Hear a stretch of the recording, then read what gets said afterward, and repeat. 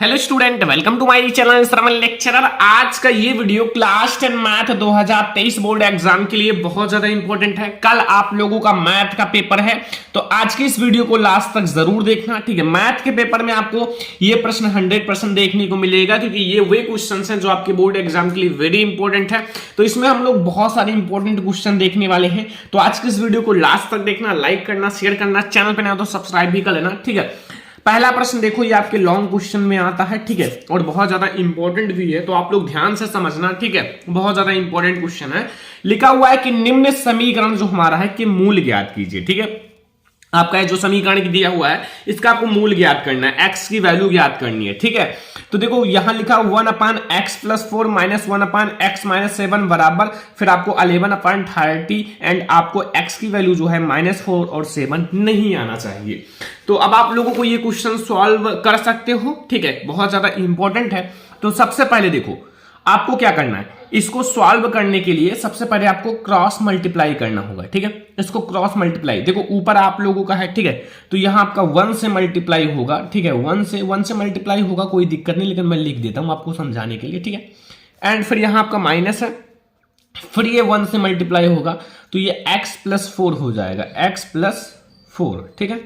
And नीचे आप लोगों का दोनों से मल्टीप्लाई हो जाएगा, ठीक है। ये हमारा एक बार x+4 हो जाएगा मल्टीप्लाई में, और एक बार हो जाएगा x-7, ठीक है। ये मल्टीप्लाई हो जाएगा, और हमारा बराबर कितना है 11/13, ठीक है, 30। अब देखो इसको आप सॉल्व कर लो, एक से मल्टीप्लाई होगा तो ये x रहेगा, ये -7 रहेगा, ये हमारा 1 ही रहेगा, x रहेगा माइनस में, एंड हमारा माइनस हो जाएगा 4, ठीक है। एंड बट्टे में जब आप लोग इसका मल्टीप्लाई करोगे तो x का x से होगा x² हो जाएगा, x का 7 से होगा -7x हो जाएगा, फिर आपका 4 का x से होगा +4x हो जाएगा, ठीक है। एंड फिर इसका एंड इसका होगा 28 हो जाएगा, बराबर हमारा हो जाएगा 11/13, ठीक है।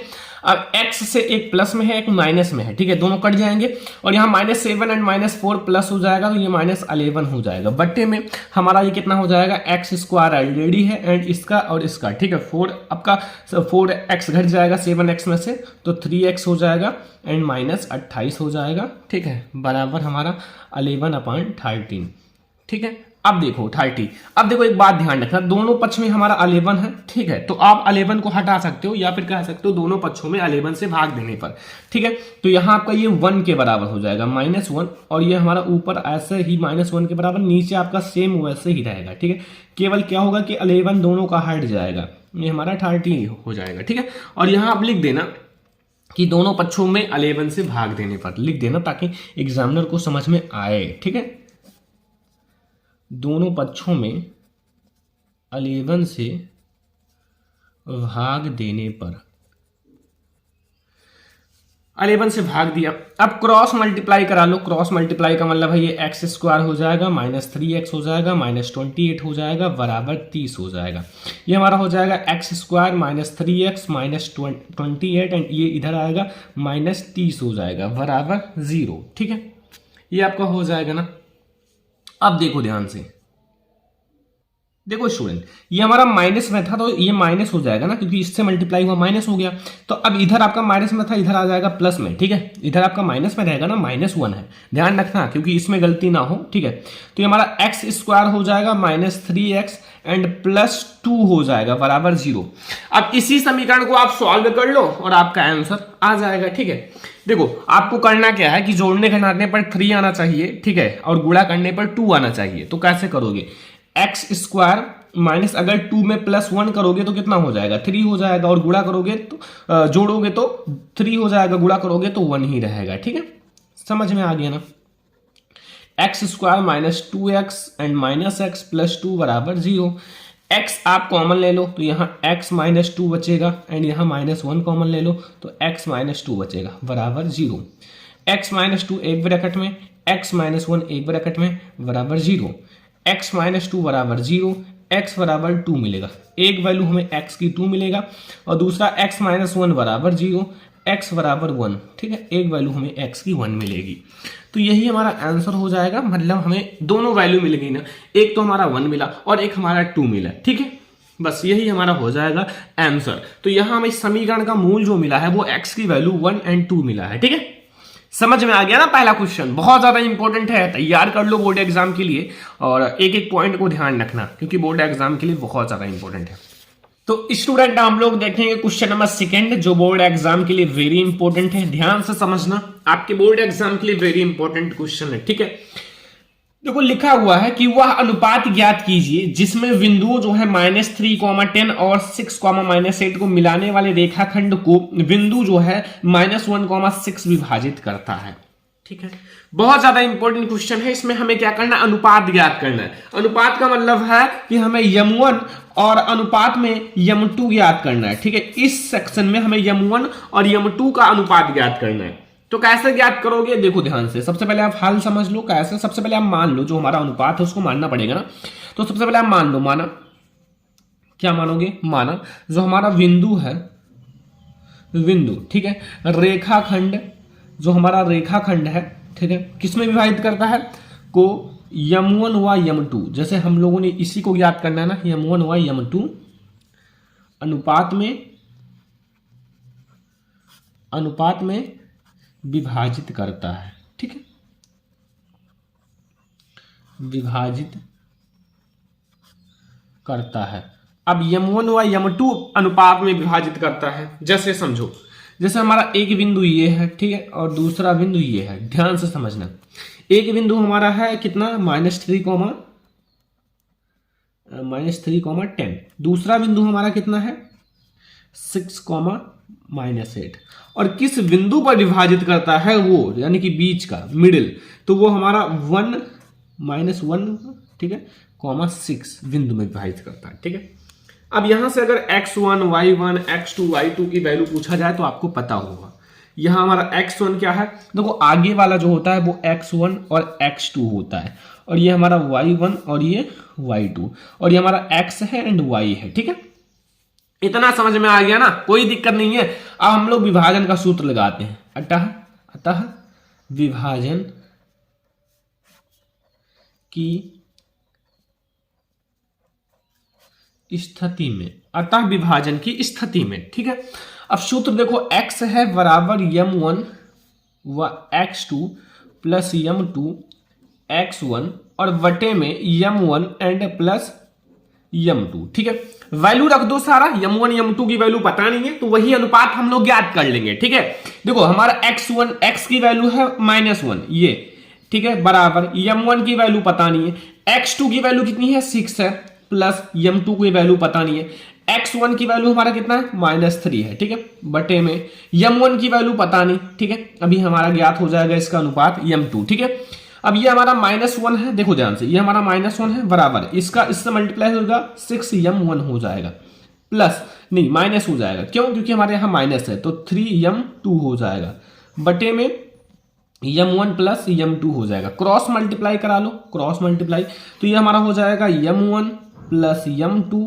ठीक है, माइनस है तो माइनस हो जाएगा आगे, ठीक है, ब्रैकेट लगा दो, बराबर ये हमारा हो जाएगा 6m1 हो जाएगा, ठीक है, एंड -3m2 हो जाएगा। ठीक है, अब देखो ब्रैकेट खोल लो, ये हमारा -3m1 हो जाएगा, -m2 हो जाएगा, बराबर 6m1 हो जाएगा एंड -3m2 हो जाएगा।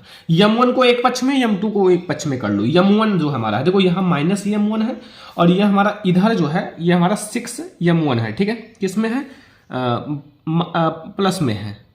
देखो हम लोग क्या करते हैं, m2 को इधर रखते हैं। ठीक है, m2 को सब सही रहेगा। देखो इधर हमारा -m2 है, इधर हमारा -3m2 है, तो इधर आएगा +3m2 हो जाएगा, बराबर ये 6m1 है और ये हमारा -6m1 है, ये हमारा -m है, तो इधर आ जाएगा m1 हो जाएगा प्लस में। ठीक है, ये माइनस होगा 2m2 हो जाएगा, बराबर ये हमारा 7m1 हो जाएगा। ठीक है, अब देखो ध्यान से, अगर हम m1 अपान m2 देखें तो हमारा देखो m1 कितना है और m2 इस रेशियो में ज्ञात करना है ना, अनुपात में, तो m1 देखो ध्यान से, देखो अगर हम लोग इसके नीचे m2 ले आएंगे तो ये इसके नीचे पहुंच जाएगा, 2:7 हो जाएगा। ठीक है, ध्यान से समझना यहाँ। अब m1 और रेशियो m2, यानी कि m1 और m2 का अनुपात जो मिलेगा वो 2:7 मिलेगा। बस यही हमें ज्ञात करना है, बहुत ज्यादा इंपॉर्टेंट क्वेश्चन है। ठीक है, तैयार हो गया ना, ये भी क्वेश्चन बहुत ज्यादा इंपॉर्टेंट है। तो ये आप लोगों को समझ में आ गया होगा कैसे अनुपात ज्ञात किया जाता है। ठीक है, हमें क्या ज्ञात करना था, m1 और m2, तो हमारा m1 आया 2 और m2 आया 7, तो यही हमें अनुपात में लिख देना है। जो बट्टे में होता है ना वही अनुपात में हो जाता है, ठीक है, वही अनुपात होता है जो बट्टे में होता है, वही एक ही बात है। तो ये आपको क्वेश्चन नंबर सेकंड समझ में आ गया। अब हाइट एंड डिस्टेंस का सबसे ज्यादा इंपॉर्टेंट लॉन्ग क्वेश्चन देखो, सबसे ज्यादा इंपॉर्टेंट है, आपकी बोर्ड एग्जाम में 100% आएगा, ध्यान रखना। देखो लिखा है समुद्र तल से 75 मीटर ऊंची लाइट हाउस के शिखर से देखने पर दो समुद्री जहाजों के अवनमन कोण 30 डिग्री और 45 डिग्री है।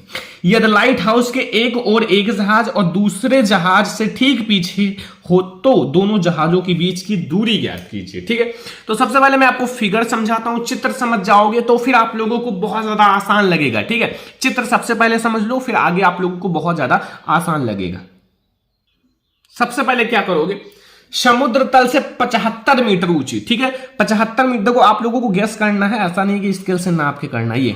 ठीक है, मान लो हमने क्या माना 75 मीटर है ये, ठीक है, ये हमारा 75 मीटर है, ऊंचा है। ठीक है, अब क्या करना है कि वहां देखो नीचे पहले आप तल बना लो, तल बन गया। ठीक है, अब वहां से क्या करा जाता है, देखा जाता है, इसको आप डॉट डॉट डॉट डॉट कर लो कि मतलब इससे अच्छा रहेगा। ठीक है, अब वहां से देखने पर, शिखर से देखने पर, ठीक है, दो समुद्री जहाजों के अनुमान को, दो समुद्री जहाज हैं, मान लो पहला हमारा ये है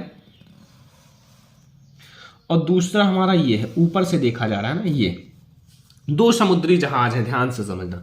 जहाजों के अवनमन कोण, ठीक है, 30 डिग्री और 45 डिग्री है। तो सबसे पहले आपका 30 डिग्री है, फिर 45 डिग्री है। ठीक है, 30 डिग्री और 45 डिग्री। यदि लाइट हाउस के एक ओर एक जहाज, जो लाइट हाउस के एक ओर एक जहाज, मतलब एक ओर ये लाइट हाउस है, इसके ओर एक जहाज, ठीक है, ये, ठीक है, एक जहाज, और दूसरे ओर मतलब दूसरे ओर जहाज से ठीक पीछे हो तो दोनों जहाजों के बीच की दूरी ज्ञात कीजिए। देखो एक जहाज हमारा ये है, एक जहाज ये है, इनके बीच की दूरी d ज्ञात करना है। इनकी बीच की जो डिस्टेंस है, अगर मान लो मैंने AV मान लिया तो AV बीच की दूरी ज्ञात करना है।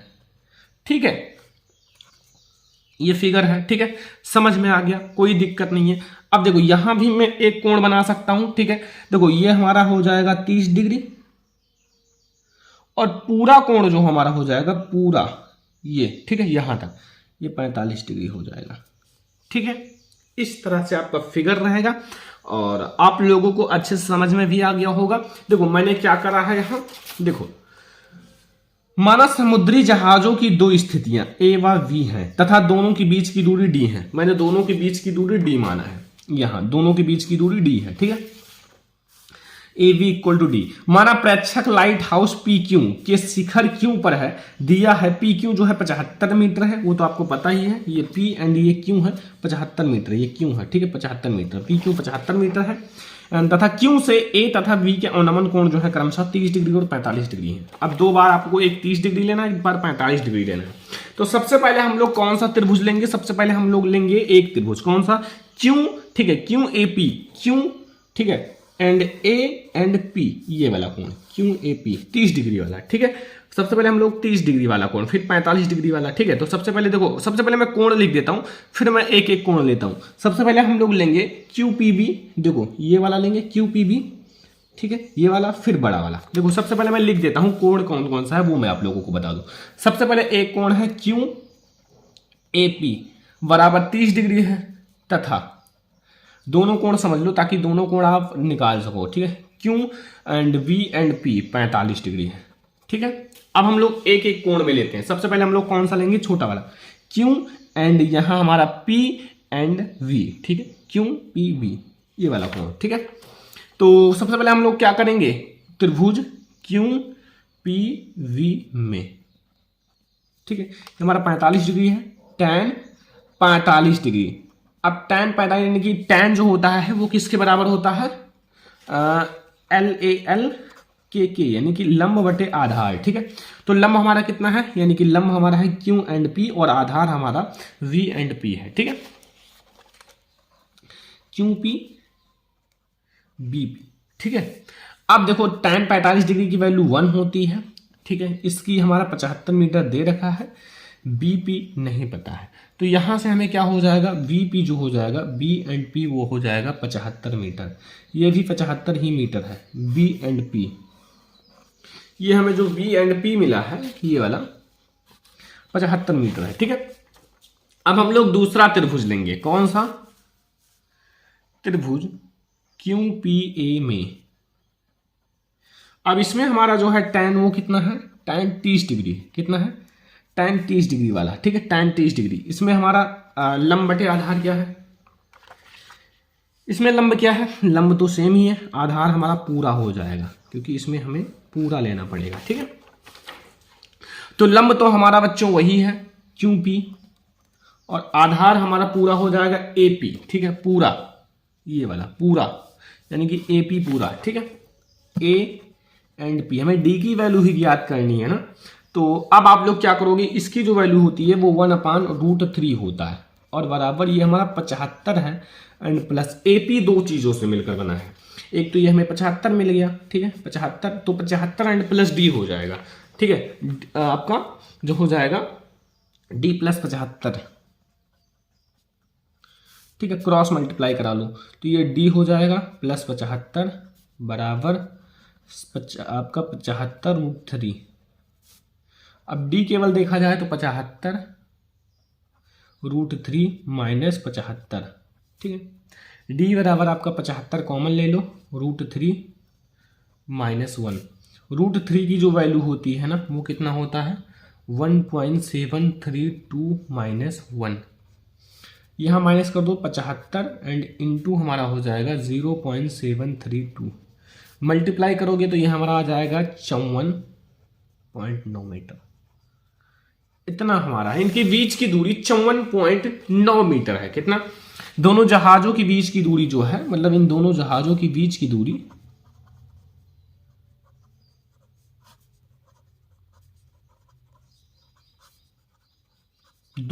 कितना है 54.9 मीटर, ठीक है, समझ में आ गया ना। क्वेश्चन नंबर 3 बहुत ज्यादा इंपॉर्टेंट है। क्वेश्चन नंबर 4 देखो आपके बोर्ड एग्जाम के लिए। देखो सारा आज का ये वीडियो में जितने भी क्वेश्चंस बताए जा रहे हैं बहुत ज्यादा इंपॉर्टेंट है, ठीक है, और भी आप लोग पढ़ते रहना क्योंकि मैथ में बहुत सारे क्वेश्चंस हैं और सारा क्वेश्चंस करा पाना मुश्किल है, ठीक है, इसलिए आप लोग पढ़ते रहना सारे क्वेश्चंस को अच्छे से। देखो इसमें क्या पूछ रहा है कि संलग्न चित्र में दवा का एक कैप्सूल एक बेलन के आकार का है, ये एक बेलन के आकार का है ना, देखो ये एक बेलन के आकार का है ना, जिनके दोनों सिरों पर एक एक अर्धगोला, अगर इसको देखा जाए तो एक एक अर्धगोला ही लगा हुआ है ना, अर्धगोला ऐसा ऐसा, ठीक है, अर्धगोला लगा। पूरे कैप्सूल की लंबाई जो है, पूरे कैप्सूल की लंबाई 14 मिमी है और उसका व्यास जो है 5 मिमी है, व्यास मतलब मोटाई जो है वो 5 मिमी है, यहां लिख रखा है। तो इसका पृष्ठीय क्षेत्रफल ज्ञात कीजिए, पृष्ठीय क्षेत्रफल तो बहुत ज्यादा इंपॉर्टेंट है। सबसे पहले आप लोग हल समझो, एक एक चीज को समझोगे तभी आप लोगों को समझ में आएगा, ठीक है। दिया है सबसे पहले कैप्सूल की लंबाई, कैप्सूल की लंबाई, कैप्सूल की लंबाई जो है वो कितना है 14 मिमी, ठीक है, 14 मिमी कर दो छोटे में 14 मिमी, ठीक है। और कैप्सूल का व्यास, कैप्सूल का व्यास ये कितना दे रखा है, कैप्सूल का व्यास हमारा दे रखा है 5 मिमी, ठीक है 5 मिमी। अगर व्यास पता है तो आर यानी कि त्रिज्या भी तो पता हो जाएगी, 5/2 मिमी कर लो ना, क्योंकि व्यास की आधी होती है त्रिज्या, ठीक है। अब हमें बेलनाकार भाग की त्रिज्या जो है वो मिल गया, जो बेलनाकार जो हमारा बेलनाकार भाग है, बेलनाकार भाग की त्रिज्या वो कितना मिल गया, वो हमें मिल गया देखो 5/2 है यानी कि 2.5 मिमी, ठीक है 2.5 मिमी, ठीक है। अब देखो बेलनाकार जो हमारा ये हो गया ना, मतलब त्रिज्या मिल गया। अब बेलनाकार भाग की लंबाई कैसे ज्ञात करोगे, लंबाई तो अब आप लोगों को पता ही चल जाएगा कैसे, देखो मैं आपको बताता हूं, ध्यान से समझना। बेलनाकार भाग की लंबाई। देखो त्रिज्या पता चल गई ना, तो त्रिज्या अगर देखो ये मतलब है कि यहां से ये मान लो आपका बेलनाकार भाग है, ठीक है, तो ये हमें त्रिज्या मिल गई, यानी कि इतना इतना लंबा है दोनों, ठीक है। तो पूरी लंबाई हमारा 14 मिमी है, ध्यान से समझना अभी, पूरी लंबाई हमारा 14 मिमी है और हमें दोनों अर्धगोले का अगर हमें क्या ज्ञात करना है, ठीक है, जो बेलनाकार भाग की लंबाई है, मतलब दोनों जो हमारा अर्धगोला है उसको बाहर निकाल दें, ठीक है, उसको हटा दें तो हमें बेलनाकार भाग की लंबाई मिल जाएगी, अर्धगोला निकल जाएगा ना। क्या कैसे, देखो 2.5 एंड प्लस 2.5 इसको बाहर निकाल दो, जैसे ये इतना इतना बाहर निकल जाएगा, केवल ये बेलनाकार भाग ही बचेगा। तो ये हमारा 14 में से आपको 2.5 यानी कि 5 घट जाएगा, 9 मिमी मिल जाएगा, 9 मिमी, ठीक है, 9 मिमी मिल गया।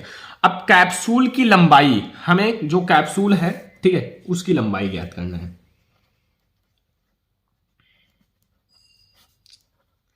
कैप्सूल की लंबाई, देखो कैप्सूल की लंबाई जो है वो हमें क्या मिलेगा, ध्यान से समझो। देखो अगर हमें लंबाई ज्ञात करना है तो 2 इंटू अर्धगोले का त्रिज्या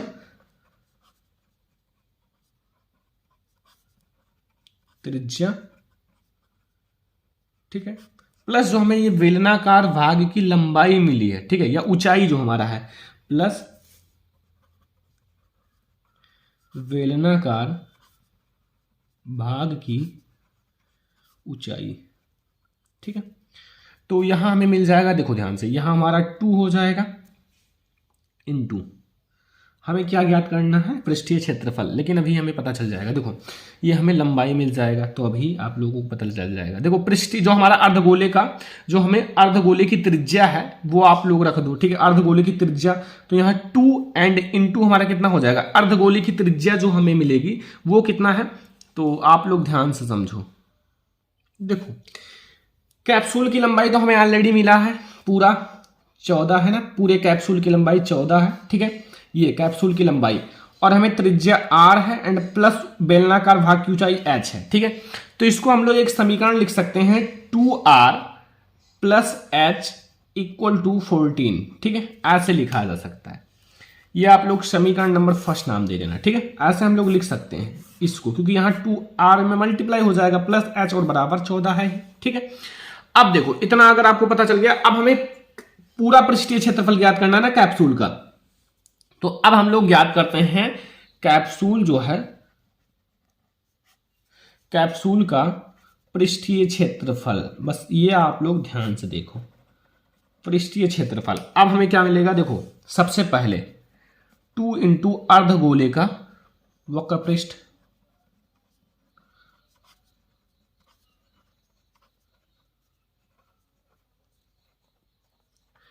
टू इंटू अर्धगोले का वक्र पृष्ठ, और प्लस अगर हम लोग कर लेंगे वेलन का वक्र पृष्ठ, तो हमें पूरा कैप्सूल की क्षेत्रफल मिल जाएगा ना वेलन का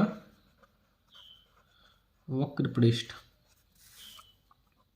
देखो अब यहां हमारा 2 है इंटू अर्धगोले का वक्र पृष्ठ का फॉर्मूला होता है 2 पाई आर स्क्वायर, प्लस हमारा है 2 पाई आर एच, 2 पाई आर एच हमारा वेलन का वक्र पृष्ठ का फार्मूला है, ठीक है। अब यहां से हम लोग क्या करेंगे, 2 कॉमन ले लेंगे, ठीक है। तो यहां हमारा अगर आपने 2 पाई आर कॉमन ले लिया, 2 पाई आर कॉमन ले लिया, तो यहां से अगर आपने एक 2 कॉमन ले लिया तो एक 2 तब भी बचेगा और आर बचेगा, प्लस 2 पाई आर कॉमन ले लिया तो यहाँ एच बचेगा, क्या बचेगा, एच बचेगा, ठीक है। अब देखो यहाँ 2 है, पाई की वैल्यू 22/7 है, इंटू आर की वैल्यू अभी ऊपर मैंने निकाला है 5/2, और ये जो है ये देखो ध्यान से 2 आर प्लस एच, यहाँ देखो 2r प्लस एच बराबर किसके है, 14 के है ना, तो यहाँ डायरेक्ट 14 लिख दो, ठीक है। अब आपका 7 एकम 7 दूनी 14, यहाँ आपका ये कट जाएगा, 2 से 2 कट जाएगा। अब देखो 5 का 2 से गुणा करोगे 10, और 10 का 22 से गुणा करोगे यानी कि एक जीरो और बढ़ा दो, 220 मिमी स्क्वायर, ये हमें मिलेगा जो हमारा पूरा पृष्ठीय क्षेत्रफल है, कैप्सूल का पृष्ठीय क्षेत्रफल, ध्यान से समझ लो 220 मिमी स्क्वायर, ठीक है, समझ में आ गया ना। क्वेश्चन नंबर 4 आप लोगों को बहुत अच्छे से समझ में आ गया होगा, बोर्ड एग्जाम के लिए वेरी इंपॉर्टेंट है। ठीक है, और क्वेश्चंस आप लोग तैयार करते रहना, रचनाएं से भी आप लोग क्वेश्चन तैयार कर लेना। ठीक है, एंड थोड़ा ग्राफ से भी कंप्लीट कर लेना, ताकि आप लोगों का पेपर में सारा अच्छे से नंबर आए। ठीक है, और भी क्वेश्चंस आप पढ़ते रहना। सांख्यिकी के कुछ इंपॉर्टेंट क्वेश्चन आप देख लेना, क्योंकि सांख्यिकी से आपके इंपॉर्टेंट क्वेश्चन आते हैं सांख्यिकी से। तो अब हम लोग देखेंगे एक सांख्यिकी का मोस्ट इंपॉर्टेंट क्वेश्चन, जिसमें आप लोगों को बहुलक ज्ञात करना है। इसमें हमें क्या ज्ञात करना है? बहुलक।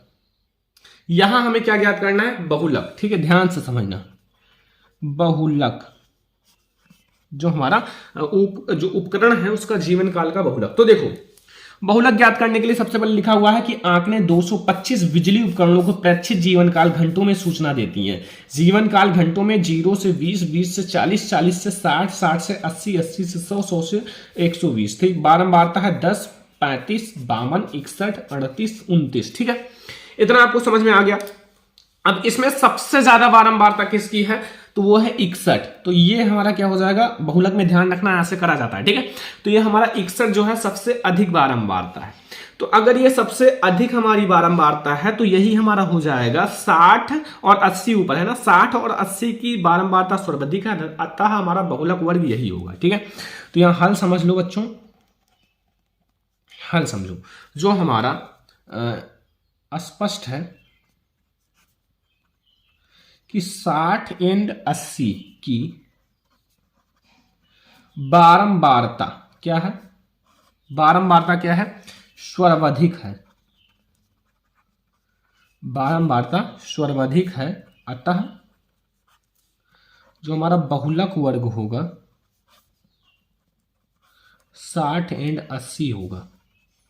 60 और 80 होगा ना बहुलक वर्ग, क्योंकि ये हमारी सबसे अधिक बारंबारता है। तो अब आप लोगों के लिए फार्मूला जो बहुलक का है वो समझ लो। सबसे पहले देखो, हम आपको एक एक चीज बता देते हैं है क्या फार्मूला में। सबसे पहले एक एक पॉइंट को समझाते हैं।